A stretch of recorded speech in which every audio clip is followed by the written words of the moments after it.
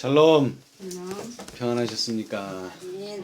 새해에도 주님의 은혜와 또 평강이 늘 함께 하시기를 간절히 바라겠습니다.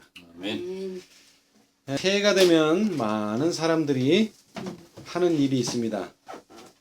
많은 사람들이 일을 하는데 어떤 일을 하던가요? 많은 사람들이 새로운 각오와 계획을 세우기도 하고 또 해맞이도 보고 복을 빌고 복을 빌고 그 중에서도 제일 많이 하는 게 있죠? 뭡니까? 여러분 주위에 있는 신앙심이 없는 사람들은 새해 결심을 새해가 되면 물론 결심도 하겠지만은 결심은 뭐 신앙이 있으나 없으나 다 하는 것이고 신앙 없는 사람들은 토정 비결을 봅니다. 맞아, 토정 비결. 토정 비결. 그게 뭐냐면 토, 이 땅에서 정해진 운명의 어떠한 운명이 있느냐 비결. 오늘 저는 토정 비결이 아니고 천정 비결을 말씀드리려고 합니다. 하늘이 정한 비결, 하늘이 정한 운명. 사실 이게 운명이라고는 하지만 우리가 정해졌다고 해서 그 길을 꼭 가야 하는 것은 아닙니다. 그러나 분명히 말씀드리지만 이제 연구해 보면 알지만 하나님의 특성 가운데 하나가 전지전능이죠. 네. 예, 전지전능. 자, 전지전능의 뜻이 뭡니까? 모든 것을 아시고 알고 네. 모든 것을 할 수 있다. 있다. 그런데 하나님이 못 하시는 게 하나 있어요. 하나님 못 하시는 성경에서는 거짓말을 할 수 없다. 이렇게 얘기했죠. 그리고 또 하나는 운명을 바꿀 수는 없습니다. 다시 말하자면 죽을 사람을 살릴 수도 없고 살릴 사람을 죽게 할 수도 없어요. 하나님은 하실 수 있죠. 아니요. 심판이 내려지면 하나님도 할 수 없어요. 이건 제 말이 아니고 예언의 신에 나와 있는 말이니까. 자, 한번 볼까요, 그럼? 결정이 난 사항에 대해서는 하나님도 돌이킬 수가 없단 말이에요. 자, 우리 846페이지 시대의 소망. 구속의 역사로 846, 시대의 소망으로는 587페이지. 846. 구속의 역사로는 그 다음에 시대의 소망 페이지로는 587페이지. 네. 오른쪽 단에 위에서 세 번째 줄 그날이 예루살렘에 이르렀다. 예수께서는 운명적인 도성을 보시고 결혼 나머지 우셨으나 예루살렘을 구원할 수는 없었다. 뭐라고요? 운명적인 도성을 운명이 지어졌을 때는 예수님도 뭐 할 수 없다. 그럴 수 없어. 구원하실 수 없다. 그래서 무슨 말이 나와요, 성경에? 불의하냐는 그대로 불의하고. 아니요. 예루살렘이 멸망한 게 운명이 지어졌다면 우리는 어떻게 돼야 돼요? 예루살렘에서 나와야죠. 네. 그것을 구원할 수는 없어요. 근데 많은 사람들이 예루살렘을 구원하려고 애쓰고 있어요. 근데 여기는 뭐라 그랬어요? 예수님 자신도 구원하실 수는 없다. 그래서 이 장의 제목이 뭡니까? 운명 지어진 예루살렘. 백성. 도성이 아닙니다. 백성. 백성에게 뭐가 지어지면 심판이 내리면 하나님도 뭐 하실 수 없어요. 이제는 돌이키실 수가 없어요. 네. 그렇기 때문에 우리는 어떠한 운명에 처하느냐는 누가 결정합니까? 이제 본인이 결정하는 거예요. 아, 나는 이제 죽을 운명이다 하고 죽는 게 아니고, 아, 나는 이제 살 운명이다 하고 사는 게 아니고, 사느냐 죽느냐는 누구에 의해서? 우리 스스로의 결정에 의해서 되는 거예요. 아무리 자기가 잘나고 의롭고 해도 심판이 내린 멸망할 심판을 결정하면은 멸망으로 갈 것이고, 내가 아무리 지금 죽게 됐고 죄인이고 하더라도 생명을 선택하고 결정하면은 나는 살아나게 되는 거예요. 운명은 결정돼 있어요. 죽느냐 사느냐가. 왜 결정돼 있습니까? 하나님께서 이 세상을 창조하실 때 불의한 자는 뭐요? 그대로 불의하고. 불의한 자는 죽고 의로운 자는 살도록 하나님께서 법으로 제정해 놓으셨단 말이에요. 그 법을 바꿀 수는 없어요. 그러나 우리가 살려면 어떻게 돼야 돼요? 의로운 자가 되면 되는 거죠. 우리가 죽으려면 불의한 자가 되면 되는 거예요. 그 운명, 죽는 사람이 죽고 살 사람이 사는 그 운명은 바꿀 수 없지만 내가 그 운명을 선택할 수는 있어요. 죽음의 길로 갈 수도 있고 또 뭡니까? 생명의 길로 갈 수도 있어요. 오늘날 많은 사람들이 새해가 되면은 자신들의 어떤 운, 자신들의 어떤 미래가 어떻게 될 것인가 알고 싶어하는 많은 사람들이 토정 비결을 봅니다. 그래서 뭐를 해요? 좋은 게 나오면 야 내가 이제 잘 되겠구나 희망을 가질 것이고 또 나쁜 게 나오면 어떡합니까? 조심하게 되죠. 사람이 조심. 토종비약이라는 뜻이 뭐였지 아까? 땅이 정한 비결. 그런데 우리가 지금 연구하는 것은 토정이 아니고 천정. 하늘이 정한 비결. 하늘이 정한 운명이 있다는 거예요. 우리가 그 운명을 거부하거나 부인한다 할지라도 결국 그 운명은 그대로 이루어집니다. 그것이 하나님의 예언이고 그것이 하나님 정부의 원칙이에요. 다만 우리는 이 하나님의 경륜에 따라서 어느 길로 가야 되겠습니까? 이제 우리는 생명의 길을 찾아서 생명의 길로 가야 되겠죠. 그러면 우리는 살 수 있어요. 그러나 아무리 자신이 노력하고 아무리 자신이 애쓴다고 하더라도 사망 길에서는 살 수가 없습니다. 하나님도 그 사람은 어떻게 할 수가 없어요. 그런 의미에서 오늘 운명 지어진 백성. 누가 이 백성입니까? 운명 지어진 백성입니까? 유대 민족이 바로 운명이 지어졌습니다. 왜 운명이 지어졌을까요? 아, 너 기분 나빠. 너 마음에 안 들어. 하나님이 그렇게 정한 게 아닙니다. 자, 그것을 보기 위해서 우리 마가복음 11장. 운명은 이렇게 갈라지는 것입니다. 마가복음 11장 12절로 14절. 이튿날 저희가 베다니에서 나왔을 때 예수께서 시장하신지라 멀리서 잎사귀 있는 한 무화과나무를 보시고 혹 그 나무에 무엇이 있을까야 가셨더니 가서 보시즉 잎사귀 위에 아무것도 없더라. 이는 무화의 때가 아닙니다. 예수께서 나무에게 일러가시되 이제부터 영원토록 사람이 네게서 열매를 따먹지 못하리라 하시니 제자들이 이를 듣더라. 예, 이 결과가 20절, 21절에 나옵니다. 저희가 아침에 지나갈 때에 무화과나무 뿌리로부터 마른 것을 보고 베드로가 생각이 나서 여짜드려 라삐어 보소서 저주하신 무화과나무가 말랐나이다. 예수께서 대답하여 저에게 이르시되 하나님을 믿으라. 내가 진실로 너에게 이르노니 누구든지 이 산더러 들려 바다에 던지라 하며 그 말하는 것이 이룰 줄 믿고 마음에 의심치 아니하면 그대로 되리라. 아멘. 자, 여러분, 이 운명 지어진 백성에게 비유된 하나의 비유가 나오는데요. 이거는 실제적으로 예수님께서 무화과나무를 보고 그리고 무화과나무에게 뭐를 하셨어요? 저주하셨어요. 여러분, 예수님이 저주하실 수 있습니까? 물론 하시면 하시기는 하지만 이것은 좀 특이한 일이에요. 제자들은 한 번도 예수님이 사람도 그렇지만 어떤 동물, 식물, 무생물체가 됐던 어떤 대상을 향해서 저주한 것을 한 번도 본 적이 없어요.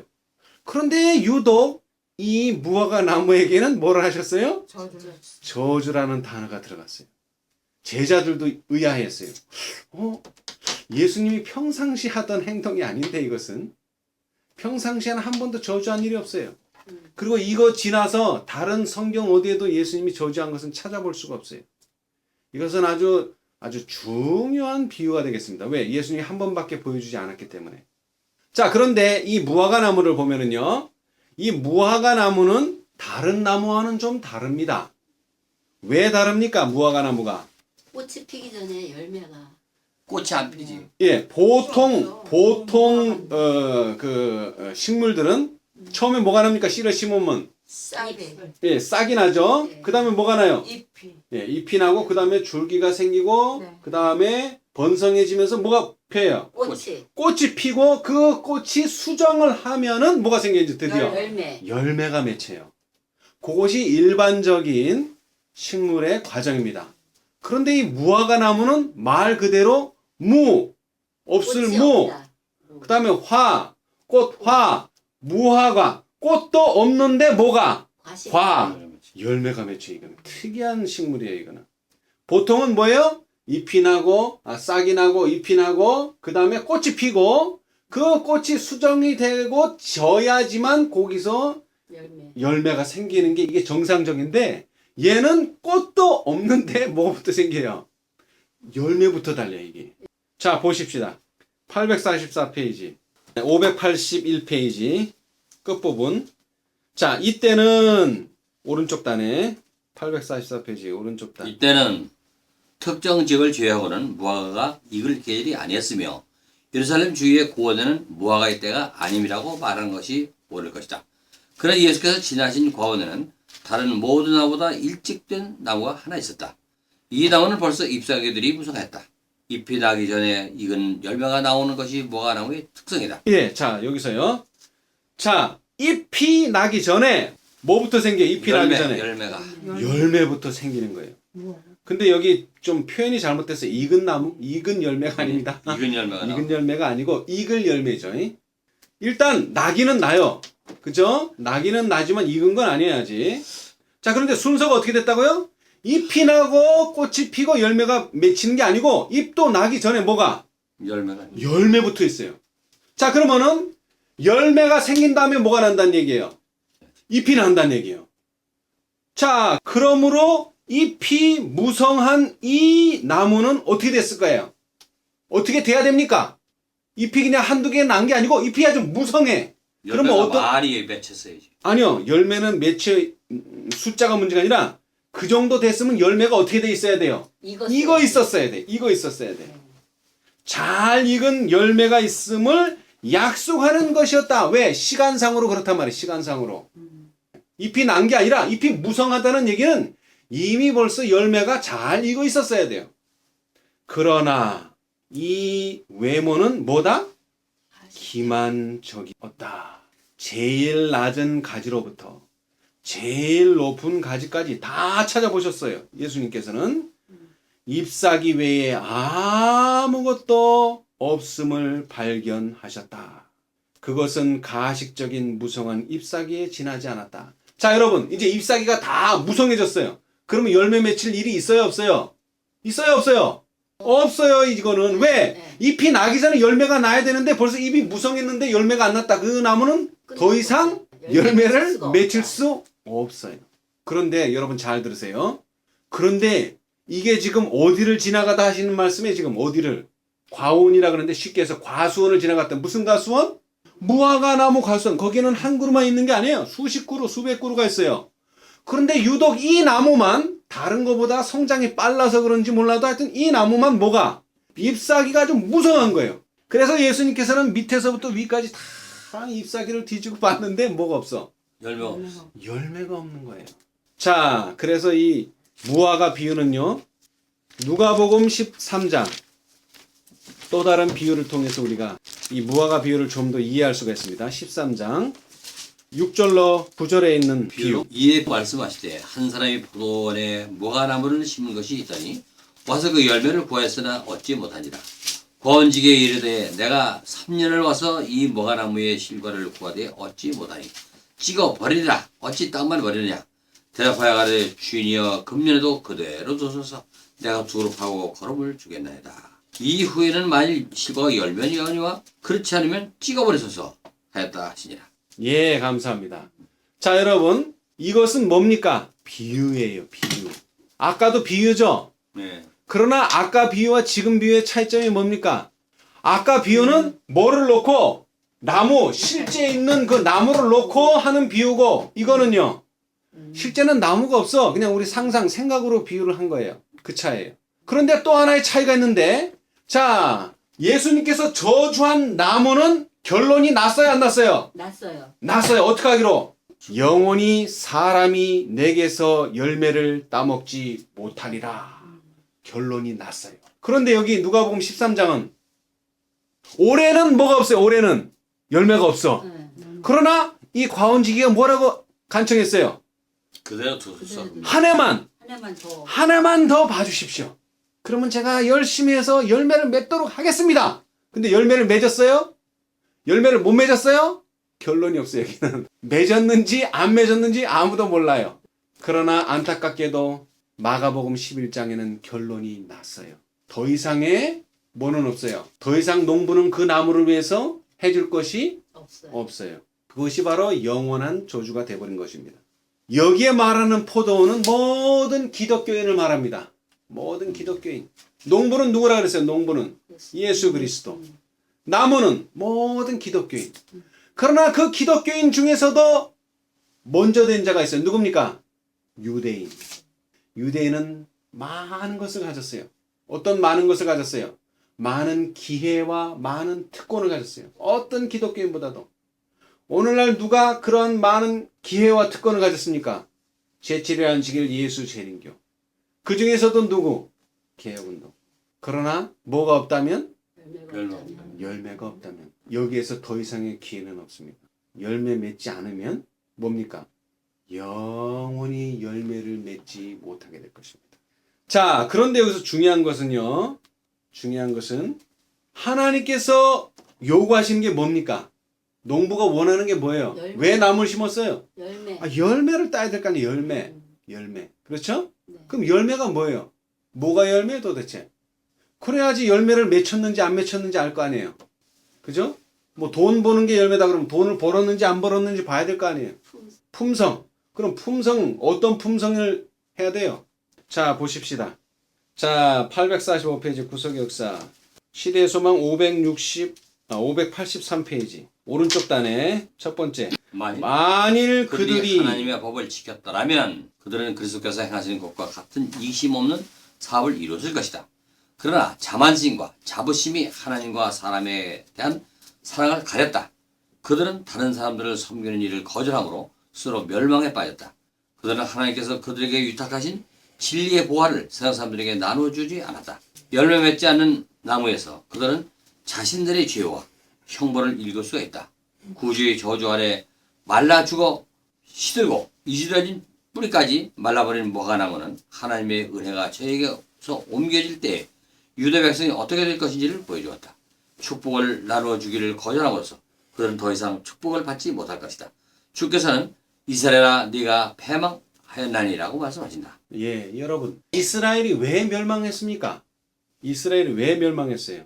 하나님께서 주신 기회와 특권을 거절했기 때문에 그런 것이에요. 사실은 여기 예수님께서 뭐를 하셨다고요? 저주를 하셨지만 사실은 저주하실 필요가 없어요.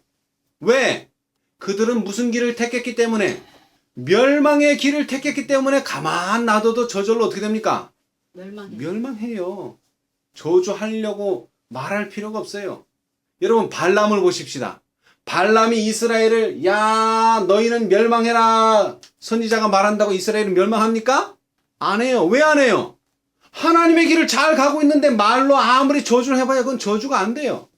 그러나 아무리 하나님께서 축복을 주려고 해도 저주의 길을 가고 있는 사람들, 멸망의 길을 가고 있는 사람들은 그게 축복이 됩니까? 그것도 안 돼요. 내가 말을 해서 저주받고 내가 말을 해서 축복을 받는 게 아니에요. 저주받을 길에 있으면 저주를 받을 것이고 축복받을 길에 있으면 뭐예요? 축복을 받는 거예요. 그래서 예수님 뭐라 했어요? 나는 길이요.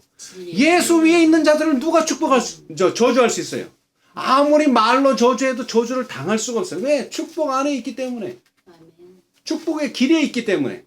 반대로 저주의 길에 있는 사람은 아무리 축복해주고 잘해주려고 해도 이것은 저주를 받을 수밖에 없어요. 왜? 그 길에 서 있기 때문에. 많은 사람들이 그러죠. 호박에다 줄을 그으면 수박이 됩니까? 안 되죠. 안 되죠. 왜 안 돼요? 속이 다르다면 속이 껍데기에 칠하고 뭐 말한다고 해서 되는 게 아니에요. 여기서 말하는 열매는 우리가 입으로 나는 그리스도인이고 나는 하나님의 남은 백성이 백날 얘기해봐야 소용없다는 얘기예요. 뭐를? 열매를 보이라는 거예요. 그 행동을 하라는 거예요. 그 행동을 하면은 애굽의 노예를 팔려간 요셉이라도 뭐가 될 것이며 하나님의 자녀가 될 것이며 반대로 하나님의 높은 지경에 이른 예수님과 동행한 유다처럼 예수님 가장 가까이 있었지만 뭐예요? 저주의 길을 가는 사람은 저주를 받을 수밖에 없어요. 거기서 말하는 저주가 뭐예요? 죽음도 저주지만 자기의 모든 그 뭐예요? 창자가 터져 나오고 그 창자를 개가 집어먹는 그러한 그건 실물 교훈이에요. 그냥. 물론 사람이 태어나서 죽지 않을 수는 없겠지만은 얼마나 비참한 죽음을 당했어요. 왜? 그가 그 길을 선택했기 때문에. 자, 그래서 여기 봅시다. 844페이지 오른쪽 단 시대의 소망 582페이지 그리스도께서는 이 나무에 말라 죽게 하는 저주를 바라셨다. 이제부터 영원토록 사람이 내게서 열매를 따먹지 못하리라고 말씀하셨다. 다음날 아침 구조와 제자들이 다시 그 도시로 들어가는 도중에 시든 가지들과 떨어지는 잎들이 그들의 주먹을 끌었다. 베드로가 말하되 라삐어 보소서, 저주하신 무화과 나무가 말랐나이다 하였다. 무화과 나무를 저주하신 그리스도의 행위는 제자들을 놀라게 하였다. 그것이 제자들에게는 그분의 방법과 행위와는 다른 것처럼 생각되었다. 왜냐하면 그들은 예수께서 세상을 정죄하러 오신 것이 아니요 당신들을 통하여 세상에 구원 얻게 하려고 오셨다고 하시는 말씀을 자주 들었기 때문이다. 제자들은 인자가 온 것은 사람의 생명을 살리려 멸하려 함이 아니요 구원하려 함이라고 하신 그분의 말씀을 기억하였다. 그분의 놀라운 행위들은 회복을 위한 것이었지 결코 파괴하기 위한 것이 아니었다. 제자들은 그분을 회복시키는 자, 곧 치료자로만 알았다. 헌데 이 행위는 사뭇 달랐다. 그 목적은 무엇이었는가? 그들은 의아해했다. 하나님께서는 인애를 기뻐하신다. 주 여호와의 말씀에 나의 삶을 두고 맹세하노니 나는 악인이 죽는 것을 기뻐하지 아니하노라. 멸망시키는 일과 심판을 통과하시는 일은 그분께 비상한 일이다. 그러나 그분이 미래의 배의를 거두고 사람들에게 제약의 길의 결과를 나타내시는 자비와 사랑으로 하시는 일이다. 자, 멸망시키는 일과 심판을 통고하시는 일은 그분께는 어떤 일이다? 비상한 일이다. 비상한 일이다. 다른 말로 하면 뭡니까? 비상하다는 것이 제가 지난번에도 한번 말씀드렸던 것 같은데 이상한 일이에요. 하나님께서 이런 말씀하는 거 이상한 일. 평상시에는 한 번도 이런 말씀을 하신 적이 없어서 제자들도 예수님이 왜 이렇게 저주를 하셨을까? 그 이해를 못했어요. 그러나 무엇은요? 운명은 선고될 수밖에 없습니다. 이상한 일이긴 하지만 그래서 그 다음을 읽어보면 무화과 나무를 저주하신 것은 행동화된 비유였다. 바로 그리스도의 면전에서 무성한 잎사귀로 의기양양하던 열매 없는 무화과 나무는 유대 민족의 상징이었다. 구주께서는 이스라엘의 파멸의 원인과 확실성을 제자들에게 가르쳐 주고자 하셨다. 뭐라고요? 왜 저주까지 안 하셔도 열매 맺지 않으면 말라 죽을 텐데, 그죠? 왜 저주를 하셨어요? 이스라엘의 파멸의 원인이 무엇이며 이스라엘의 파멸은 확실하다고 하는 것을, 파멸이라는 단어보다는 멸망이 나았겠네요. 그죠? 이스라엘의 멸망의 원인이 있고 그 원인이 제거되지 않는 한 뭐가 확실합니까? 이스라엘의 멸망은 확실합니다. 이러한 목적에서 예수께서는 나무에게 도덕적 특성을 부여하여 거룩한 진리의 해설자로 삼으셨다. 사람처럼 얘기하는 거예요. 거룩한 진리의 해설자. 누가 거룩한 진리의 해설자입니까? 유대인들에게 진리의 해석이 맡겨졌어요. 유대인들은 하나님께 대한 충성을 고백함으로 모든 다른 민족과 구별되었다. 그들은 하나님의 특별하신 총애를 받아왔으며 다른 모든 백성들보다 의로움을 주장하였다. 그러나 그들은 세상을 사랑하고 이득을 탐함으로 부패하였다. 그들은 지식을 자랑하였으나 하나님의 요구에는 무지하였고 위선으로 충만하였다. 열매 없는 나무와 같이 그들은 거만한 가지들을 높이 뻗고 외모로는 화려하고 눈에는 아름다웠으나 잎사귀 외에 아무것도 없었다. 장엄한 성전과 신성한 제단, 관을 쓴 제사장들, 인상 깊은 의식들을 가진 유대인의 종교는 과연 외모로는 아름다웠으나 뭐가 부족하였다? 겸손과 사랑과 자비는 부족하였다. 지난 2014년을 돌이켜보건대 우리가 아무리 지식이 많고 최고의 진리를 가지고 있고 넷째 천사까지 알고 우리는 진리의 해설자로 자부할지라도 뭐가 없으면 겸손과 사랑과 자비가 없으면 그것은 우리에게 저주가 될 뿐이다. 절대로 축복이 될 수가 없습니다. 여러분 제7일 안식일 예수 재림교회가 멸망할 것입니까? 할 것입니까? 자, 화이트분이 그렇게 얘기했어요. 제7일 안식일 예수 재림교회는 멸망할 것이다. 멸망할 것이나 안 그렇지. 아무도 그렇게 안 했지만 네, 말하지 않았어요. 그러나 뭘 따른다면 이스라엘의 파멸의 원인을 그대로 답습한다면 어떻게 되겠어요? 멸망합니다. 내가 멸망하라 그래서 하는 게 아니고 네. 그 원인을 따라가기 때문에 멸망하는 거예요. 그 원인을 화이트분이 그렇게 말하지 않았어도 그렇죠? 네. 마찬가지예요. 오늘날도 우리는 말씀의 진의를 참 뜻을 찾아야 돼요. 화이트분이 그렇게 말 안 했으니까 성경이 그렇게 말 안 했으니까 그런 일은 없다. 그런 게 아니에요. 한번 예를 들어 봅시다. 니누의 성이 멸망한다고 누구에게 전하라 그랬어요? 요나에게 전하라 그랬어요. 근데 요나가 그 말을 전하면 자기가 어떻게 될 것 같아? 자기 생명이 위험할 것 같아. 왜냐하면 지금 뭐예요? 나라가 번성하고 있어. 외관적으로는. 근데 도덕적으로는 타락했기 때문에 결국 뭐를 당하는 거예요? 멸망을 당할 수밖에 없는 거예요. 그런데 그 일을 등한히 했던 요나가 결국에는 잡혀가서 결국 말했죠. 그랬더니 어떻게 됐어요? 이 나라가 회개했지. 회개를 했어요. 그랬는데 뭐라고 하나님이 예언했기 때문에 니네는 멸망한다고 예언했기 때문에 예언한 대로 멸망을 시켜야 될 거 아니에요. 근데 멸망을 시켰어요? 뜻을 돌이켰어요. 안 시켰어요. 왜 안 시켰어요? 예언이라고 하는 것은 원인이 있기 때문에 결과가 나타나는 그걸 전달해 준 거예요. 예언이라는 게. 근데 원인이 바뀌었는데 똑같은 결과가 오겠습니까? 아니죠. 마찬가지예요. 우리가 아무리 축복을 하고 싶어도 저주의 길을 가고 있다면 결과는 저주의 결과가 올 것이고 우리가 아무리 저주를 해도 욕을 하고 저주를 해도 축복의 길을 가고 있는데 결과가 어떻게 되겠어요? 당연히 축복을 받죠. 여러분 중요한 것은 우리가 어떻게 말하느냐가 아닙니다. 우리가 지금 축복의 길에 서 있느냐 아니면 저주의 길에 서 있느냐가 더 중요하다는 거예요. 특별히 누구에게? 이 시대에 남은 물이라고 자처하는 사람들에게, 자처하는 교회에게 이것이 더 중요하다 이것입니다. 자, 더 나아가서요. 오늘 우리가 율법에 대해서 좀 얘기를 했는데 만일 그들이 하나님의 법을 지켰더라면 누가? 유대인들이 지켰더라면. 근데 뭐라 그랬어요? 예수님하고 왜 맨날 싸워요?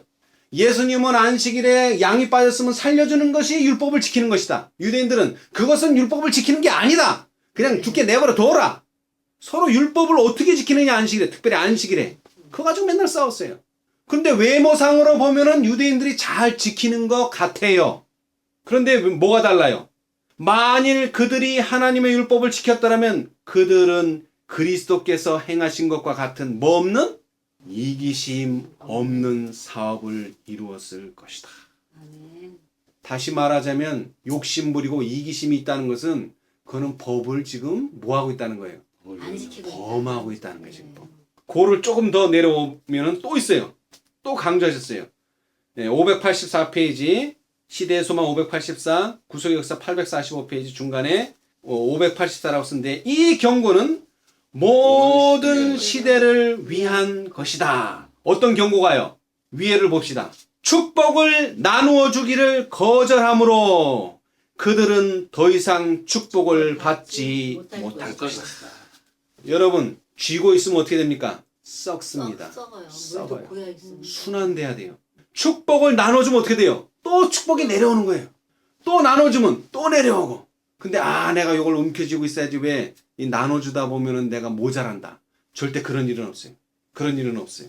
그러나 우리가 축복을 나눠주기를 게을리하면은 그 축복을 움켜쥐려고 하면은 결국 그것은 나에게 있어서는 저주가 된다는 거예요. 이 경고는 모든 시대를 위한 것이다. 당신의 능력으로 창조하신 나무를 누가 또 저주했어요? 창조하신 그분이.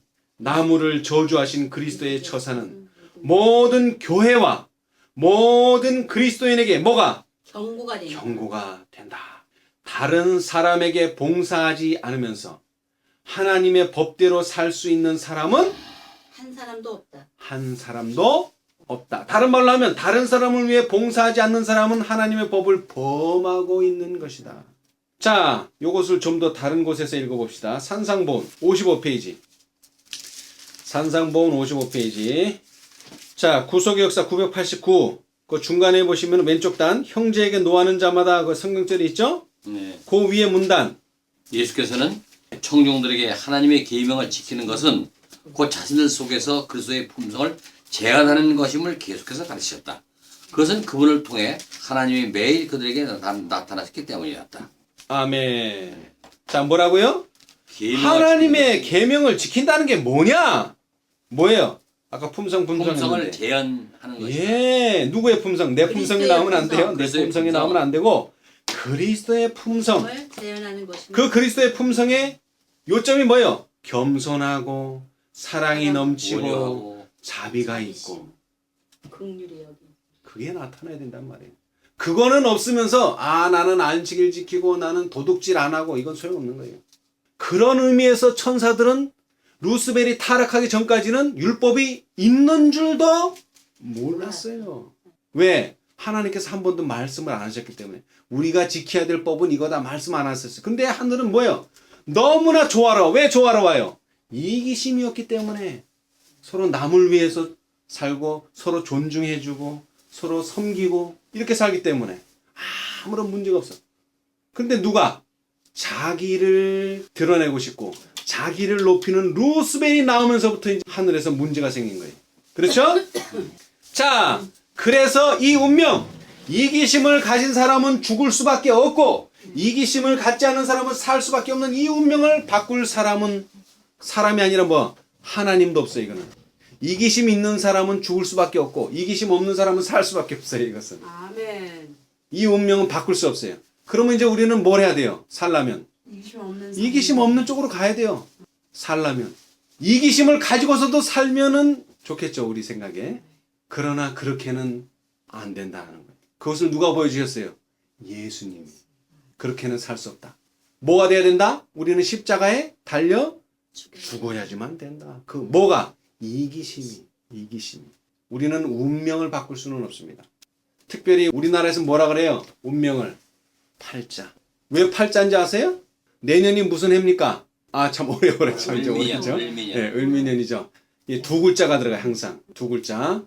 그래서 이게 두 글자가 왜 들어오느냐면은 이 두 글자 가지고 그러니까는 앞에 첫 글자는 10개, 뒤에 첫 글자는 12개 해서 이게 돌아가면서 딱 맞는 60갑자지. 예, 그게 이제 60갑자. 그래서 이제 환갑, 갑이 돌아왔다 해서 60갑자가 되는데 이게 태어난 해가 두 글자예요. 그죠? 두 글자.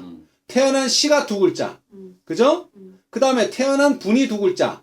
태어난 초가 두 글자. 그럼 뭐가 되는 거지? 이 8개가 되는 거예요, 이렇게.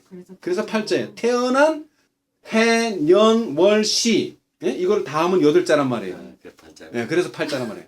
그런데 여러분, 팔자를 고치면 살 수가 있어요. 팔자를 고쳐야 돼. 어떻게 고치느냐? 성경은 그걸 어떻게 얘기하느냐? 거듭나라. 아멘. 여러분이 이 세상에 태어날 때는 인간으로 태어났어요. 어떤 인간? 죽을 수밖에 없는 인간으로 태어났어요. 이거는 팔자야. 우리의 운명이야. 그러면 이제 살려면 어떻게 돼, 이제? 새로 나야 돼, 이제 새로. 거듭나야 돼.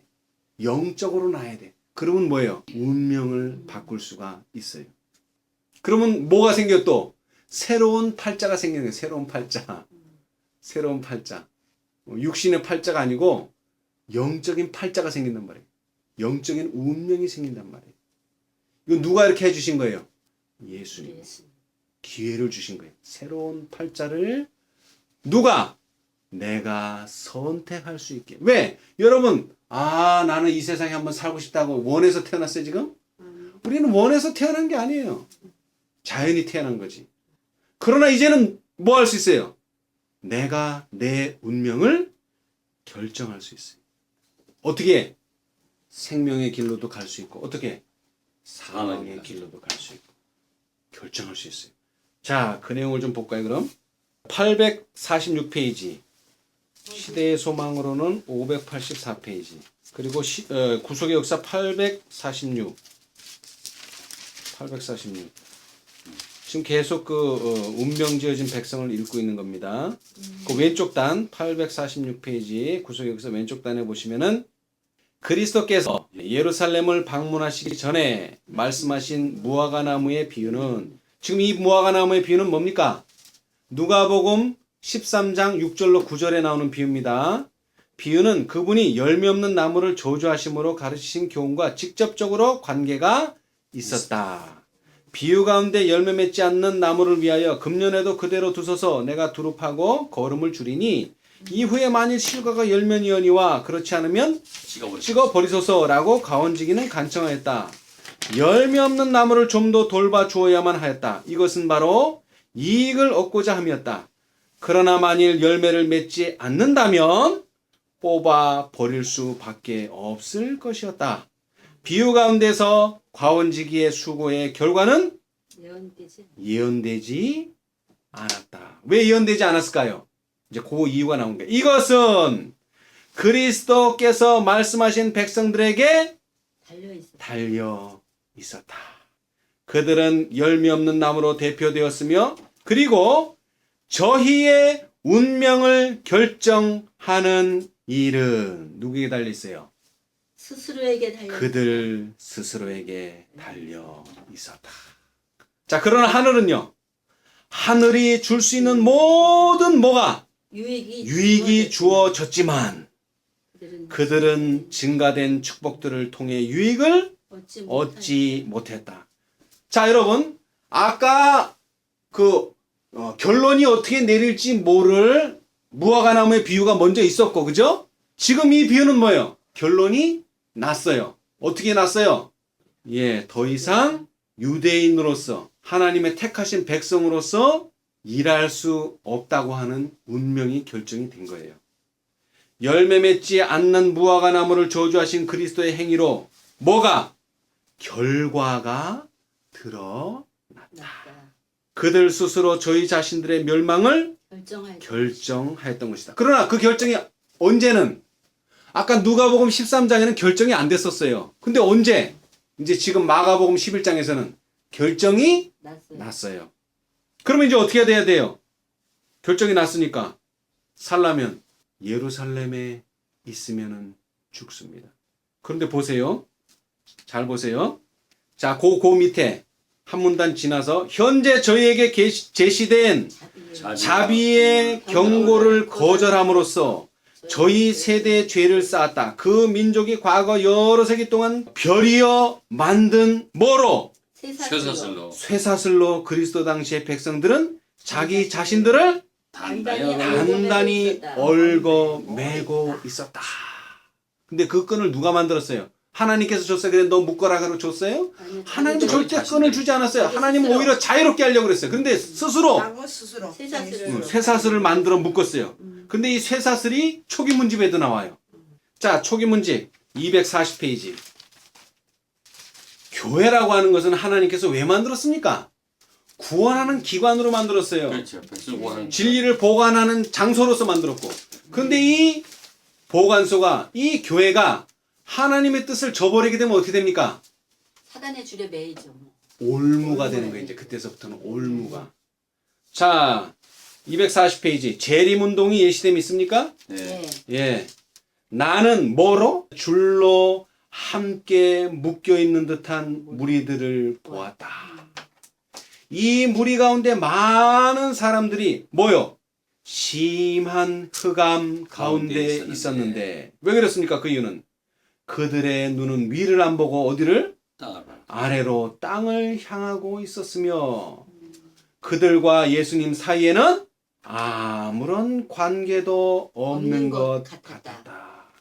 그러니까 줄로 묶여 있는 거예요. 자, 그 다음에 좀 더 내려와서요. 그 241이라고 돼 있죠? 네. 네, 그 줄부터 읽겠습니다. 진지한 태도로 예수님을 쳐다보면서 천사들과 함께 하나님을 두려워하며 그에게 영광을 돌리라는, 이거 어디 나오는 얘기입니까, 이거? 세 천세기별. 첫째 천세기별이죠? 네, 그 첫째 천세기별이 외쳐졌어요. 그들이 이렇게 외칠 때 나는 어둠 속에 있던 자들이 어깨와 옆구리로 그들을 밀어내는 것을 보았다. 그러자 거룩한 빛을 지닌 많은 무리들이 그들을 매고 있던 뭐를? 끊어버리고. 줄을 끊어버리고 그 무리에서 뭐요? 이탈하여 따로 섰다. 결국 교회가 구원을 막는 거예요. 뭐 했을 때? 진리를 거절했을 때는 그런 결과가 오는 거예요. 자, 이걸로 끝나는 게 아닙니다. 따로 서 있는데 또 어떡합니까? 이런 일이 진행되고 있을 때 다른 무리에 속해 있으면서 그들의 존경을 받고 있던 사람들이 누구예요? 그들의 존경? 목사와 지도자들이 지도자들. 각기 아첨하는 말과 무서운 눈초리와 위협하는 제스처를 하면서 그 사이를 빠져나와 약해진 줄을, 자 여러분, 줄이 이렇게 쳐져 있어요. 쉽게 예를 들어서 이제 팔을 칩시다. 팔을 줄로 묶어놨어요. 근데 팔을 한 개, 두 개 빼먹어서 왜? 줄을 끊고 나간 사람도 있으니까. 그러면 어떻게 돼? 줄이 느슨해지니까 뭐 하는 건지 또 팽팽해서 사이를 빠져나와 약해진 줄을 팽팽하게 잡아다녔다. 누가? 사역자들이. 지도자들이. 지도자들이. 이들은 쉬지 않고 하나님께서 우리와 함께 계시고 우리는 뭐를? 빛 가운데 있다. 우리는 진리를 가지고 있다 하는 말을 되풀이하면서 자꾸 이 조직의 줄을 자꾸 쪼이는 거야. 조직의 줄을 자꾸 쪼여. 왜 자꾸 나가려고 그러니까. 내가 이 사람들이 어떤 사람인지를 묻자. 누구한테 물었어요? 천사에게. 그들은 스스로 그 빛을, 첫째 천사의 빛을 거절한 목사들과 지도자들로서 다른 사람들조차 그것을 받아들이지 못하도록 하고 있다고 대답했다. 이런 일은 계속 반복되는 거예요.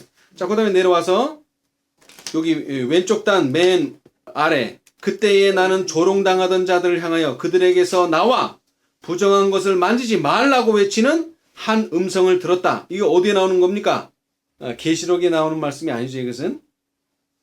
자, 계시록 18장에는 뭐라고 나왔어요? 그 가운데서 나와.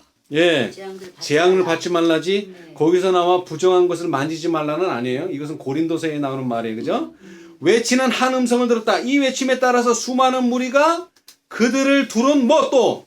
줄을 끊어버리고. 줄을 끊어버리고 어둠 가운데 있는 무리들을 떠나 이미 자유를 얻은 자들과 뭐? 연합하여 기꺼이 그들의 외침에 동참하였다. 이게 좀 복잡한 내용인데 이게 첫째 천사, 둘째 천사, 그 다음에 밤중 소리, 이게 계속 진행되는 겁니다.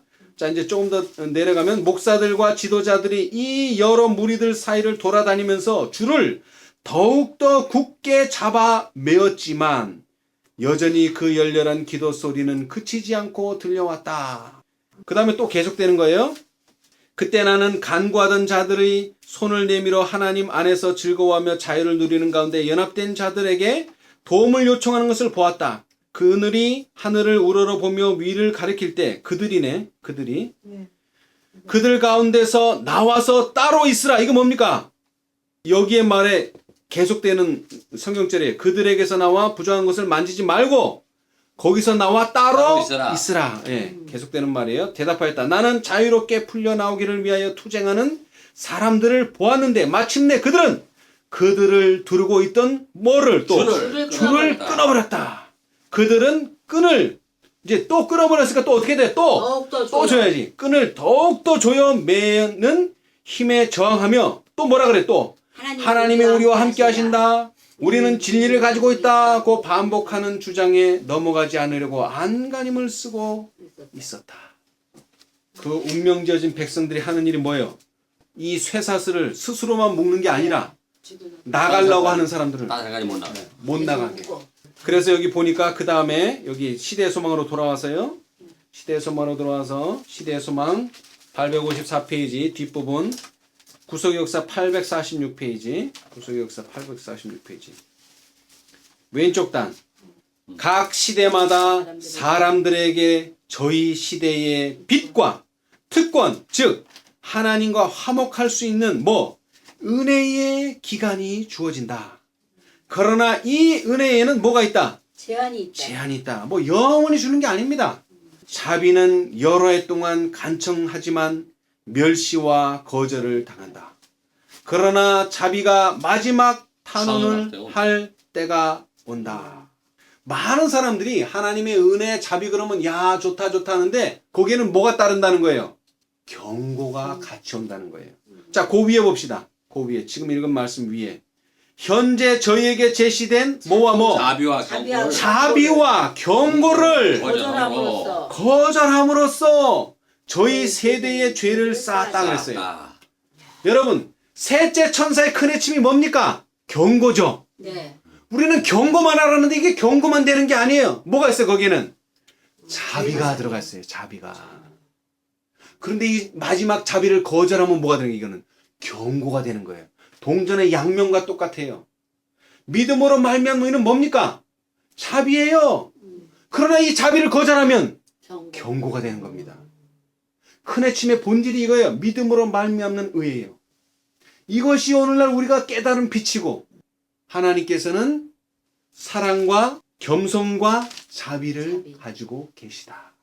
자, 조금 더 이제 생각해 볼 것은 사단이 성소에서 지성소로 간 사람들을 쫓아가지 못하고 성소에 그대로 남아있는 사람들에게 보여준 게 뭡니까?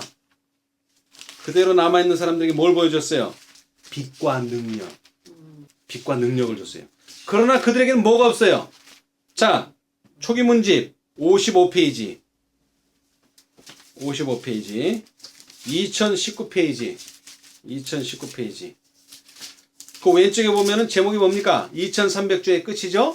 2300주의 끝, 1844년 10월 22일 무슨 일이 벌어졌어요? 예수님이 재림하는 줄 알았는데 재림이 아니고 성소에 계시던 분이 어디로? 지성소로. 지성소로 들어갔어요. 그런데 그것을 따라 들어가는 사람이 있는 반면 따라 들어가지 못한 사람이 있었죠. 따라 들어간 사람은 그 안에서 뭘 발견했어요? 자, 그 56이라고 쓴 데 있죠? 56. 나는 그 안에는 그 위에, 예, 그 빛과 안에는 능력과 빛과 능력과 풍성한 사랑, 풍성한 사랑과 기쁨과 평안이 있었다. 반면에 사단은요. 하는 빛과 능력은 있었지만 예.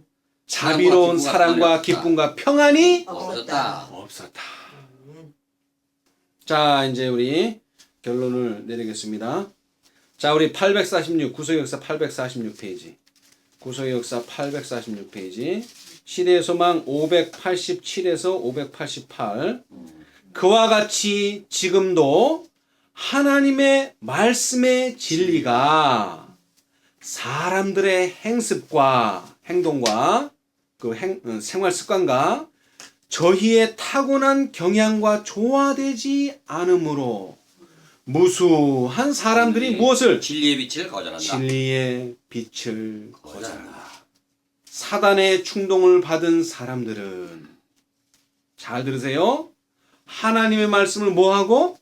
의심하고. 아, 그거 예언의 신 아니야. 그거 편지. 그 편지가 다 예언의 신 아니야. 그거. 사견도 있어. 거기는.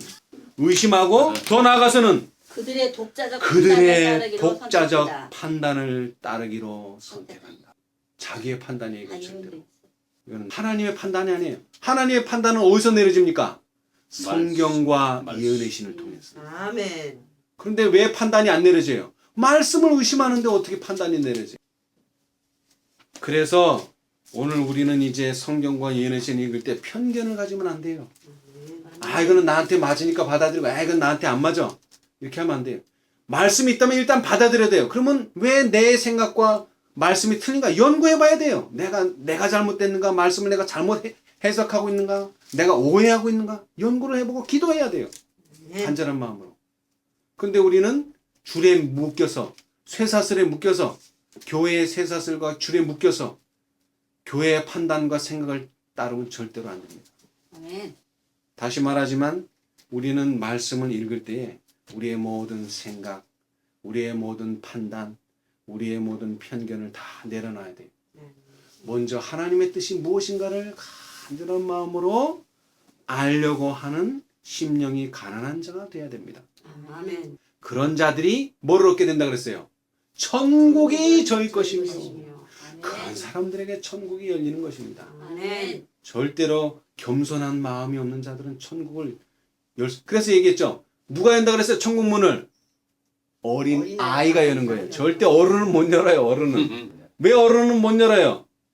자기 생각, 자기 주장, 고집 이런 거 있어요. 근데 애들은 뭐예요? 단순해 그냥 있는 그대로. 있는 그대로 주어진 말씀 그대로만 신뢰하고 믿기 때문에 그 어린이의 그 작은 손이 천국을 연다는 겁니다. 아멘. 아멘. 이건 기술로 여는 게 아닙니다. 천국은 기술로 여는 게 아니에요. 아멘. 하나님의 주신 은혜를 그대로 감사하고 받아들이는 자들에게 천국이 열리는 것입니다. 노력도 필요 없어요. 다만 노력은 뭡니까? 말씀이 의심이 가고, 그죠? 시험이 오고 그걸 이기기 위해서 노력이 필요한 거지. 하늘 가는 일은 너무나 간단해요.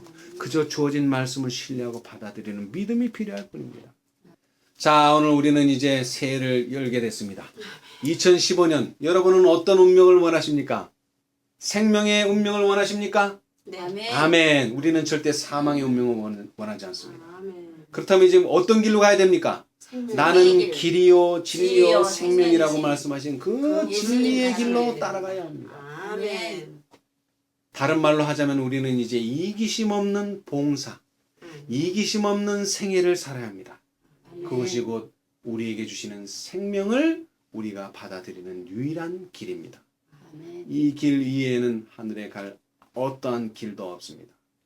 하나님께서는 무화과 나무를 저주하셨지만 사실은 저주하실 필요가 없어요. 왜? 열매 맺지 않으면 자연히 그것은 죽게 되어 있습니다. 그러나 하나님께서 저주를 하신 이유가 있어요. 왜? 왜 저주하셨어요?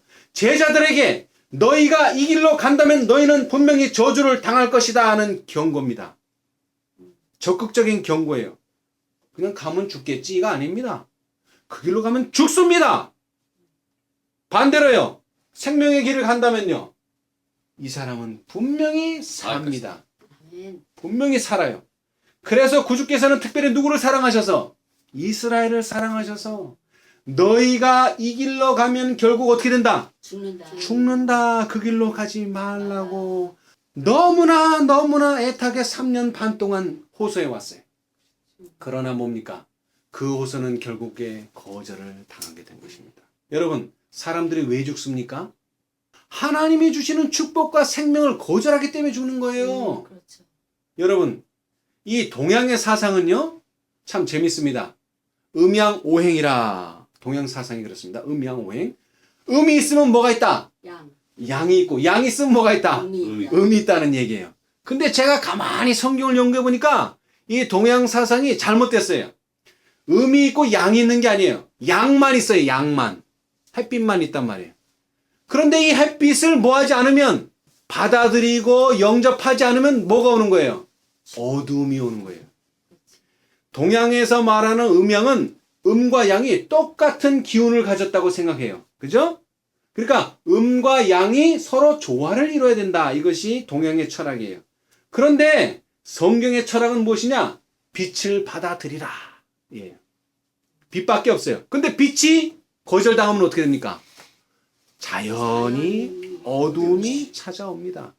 어둠이 따로 있는 게 아니에요. 어둠이 있고 햇빛이 있는 게 아니에요. 햇빛이 없으면 어둠이 오는 거예요. 그걸 어떻게 할 수 있냐? 아침에 1월 1일 날 많은 사람들이 저 동쪽에 갔죠? 왜 갔습니까? 해 뜨는 거 보려고 갔어요. 그죠? 해가 뜰 때 보세요. 해가 뜨기 전에는 세상이 어떻게 됐어요? 깜깜했지. 어두웠죠? 근데 왜 세상이 점점 밝아집니까? 어둠이 물러가기 때문이 아니라 해가 뜨기 때문에 어둠이 물러가는 거예요. 아멘. 맞습니다. 빛이 해가 있으면 뜨기 어둠 때문에. 올라가는 거예요. 그렇죠. 빛이 있으면 어둠은 없어지는 거예요. 빛이 없으면 어둠. 어둠이 있는 거예요. 어둠이 따로 있는 게 아니고 빛이 없으면 어둠이라고 얘기하는 거예요. 그러니까 음양이 아니고 빛의 유무, 빛이 있느냐, 없는. 빛이 없느냐, 이 차이입니다. 어둠이 따로 있는 게 아니에요. 빛이 없으면 그것을 우리는 어둠이라 얘기하는 거예요. 다시 말하자면 예수님께서 우리에게 간곡히 부탁하는 이 진리와 이 초청과 이 기별을 뭐하면? 거절하면 우리는 아무리 살고 싶어도, 아무리 저 사람을 살려주고 싶어도 살 수가 없습니다. 없습니다. 왜? 빛이 없기 때문에. 자, 이 이스라엘 백성은 이제 뭐가 지어졌다고요? 운명이 운명이 지어졌어요. 그럼 이제 우리가 해야 될 일은 뭡니까? 이스라엘과 같은 운명을 맞이하기 싫은 사람은 어떻게 해야 됩니까? 나와야지. 너희는 거기서 나와. 따로 있고. 어쩔 수 없어요. 왜? 이제 이 도성은 멸망할 운명을 가지고 있기 때문에. 근데 원래부터 멸망하고 타고났어요? 이스라엘이 멸망하기로 타고났어요? 아니에요. 근데 그 원인을, 예수님을 거절하고 기별을 거절하고 선지자를 거절한 그 원인을 제거하지 않는 한 이것은 뭡니까? 멸망합니다. 그러나 니누에는 멸망한다는 선고를 받았지만 뭐해서? 회개하고 돌이켰기 때문에 그들은 살아날 수가 있었어요. 이스라엘도 뭐 한다면? 회개하고 돌이킨다면 살아날 수 있어요. 그런데 안타깝게도 그 시간을 놓쳤어요. 예수님을 어떻게 했어요? 죽였어요. 근데 예수님 도로 살릴 수 있어요? 없어요. 그 시간은 이미 지나가 버렸어요. 무슨 얘기인지 아시겠죠? 만약 1914년에 이러한 예수님을 십자가에 못 박는 그러한 실제적인 눈에 보이는 행위가 드러나지 않았다면 언제든지 돌이킬 수 있어요. 회개하고 돌이킬 수 있어요. 그러나 이제는 뭐예요? 돌이킬 수 없어요. 드러났어요, 이제. 이제는 어떻게 해야 돼요? 나와야지. 나와야 되는 길밖에 없어요. 그러나 나오기 전에 그들은 뭘 깨달아야 됩니까? 하나님이 말씀하시는 것은 하나도 거짓됨이 없이 그대로 이루어진다는 믿음이 있어야 돼요. 그 믿음이 이루어지기 전까지는 우리가 아무리 저거는 멸망한다 백날 얘기해봐야 소용없어요. 그거는. 무슨 얘기인지 아시겠죠? 우리는 대짜고짜 가가지고 SD 그거는 멸망했어. 그거는 넌 거기 있으면 죽어. 안 되죠. 그 얘기 해봐야 소용이 없다는 얘기예요. 그 사람들은. 참. 왜 소용이 없어요? 말씀에 대한 믿음이 없는 사람들한테 멸망한다고 백날 얘기해봐야 그게 들려요? 고지고대로? 안 들려요. 무슨 얘기인지 아시겠죠? 네. 여러분, 우리는 사람들에게 말씀에 대한 믿음을 가르쳐야 돼요. 그 믿음이 어느 정도 장성하면은 뭘 말할 수 있어요? 이제 예언을 말해줄 수 있어요. 너는 이제 거기 있으면 멸망한다. 그럼 이 사람들도 말씀을 공부했기 때문에 아, 이대로 가면 멸망하겠구나 하고서 나오죠. 근데 대짜고짜 처음 만난 사람 보고 너 SD에는 바벨론이고 너는 멸망해. 그 백날 얘기해봐 소용없어요. 오히려 뭐예요? 아, 우리랑 다른 사람이고 저 사람들은 우리랑 아주 신앙이 아주 다른 사람이다. 저 사람들은 상종을 하지 말고 만나지도 말고 오히려 뭐만 생겨? 답만 생겨. 예수님께서는 이스라엘을 다니셨지만 이스라엘에게 교리를 가르치셨어요? 이스라엘에게 성경 공부 가르치셨어요? 그런 거 안 했어요. 심지어는 뭐예요? 산상보원에 가서 산에 딱 올라가서 하신다는 말씀이 심령이 가난한 자는 복이 있나니.